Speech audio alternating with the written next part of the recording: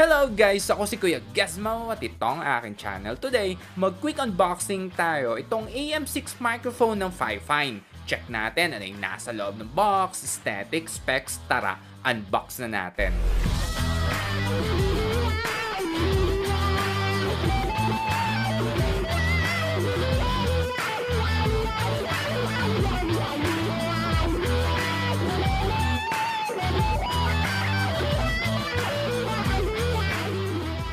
Dahil sa streaming era na ngayon, mapag-gaming man yan or podcast or kahit nga sa work from home lang, isa sa mga essential na dapat natin consider ay yung magandang microphones. Nowadays, madaming pwedeng pagpilian mula sa budget-friendly to mid-range or mamahaling condenser mic. Ako naniniwala, mas mahal, mas maganda syempre yung quality, pero meron naman na overpriced lang talaga. Pero ibahin mo itong na-discover kong condenser microphone na mid-range, maganda aesthetics, packaging at higit sa lahat syempre yung quality mismo ng unit. Ito ang AM6 microphone ng Fifine. So ang tanong natin, pagbili mo ano ang nasa loob ng box? Isa sa napansin ko dito ay yung magandang packaging. Makikita mo talagang safe yan na makakarating sa'yo dahil sa magandang padding harap at likod yan.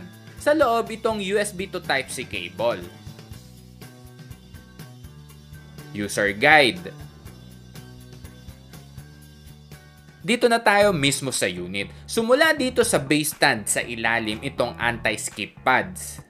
Siyempre para di dudulas. Itong base papunta sa stem mabigat. So sa left side nandito itong knob para sa stem. Ito yung para pag ilalock mo yung position angle na gusto mo. Counterclockwise pag gusto mong luwagan. Clockwise naman pag hihigpitan mo. So dito na tayo mismo sa microphone. Dito sa ilalim sa left side meron tong on-off switch para sa intelligent noise reduction. Sa gitna yung RGB LED light para sa aesthetics. Dagdag forma mas masarap sa mata. Sa right side, yung 3.5 jack para sa real-time monitoring. Sumula dito sa harap, itong face ng microphone, itong mesh, paikot dyan, yan yung microphone. Sa baba, yung indicator light at itong dial knob. Ito yung para mabilis kang makapag-switch mula sa game or chat. Ito, ang laking tulong nito sa mga gamers. Sa right side, nandito yung control mo sa microphone at earphones.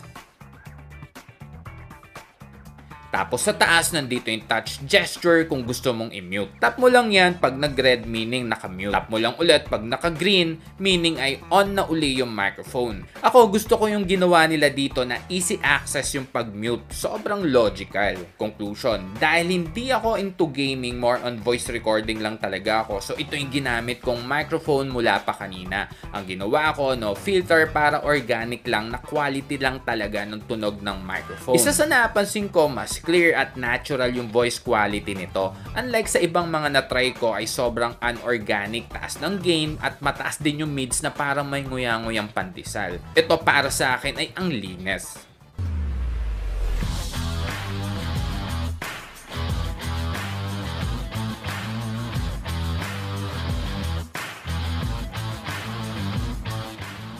So yun lang guys, hanggang sa mga susunod na unboxing. Ako si Kuya Gizmo, peace.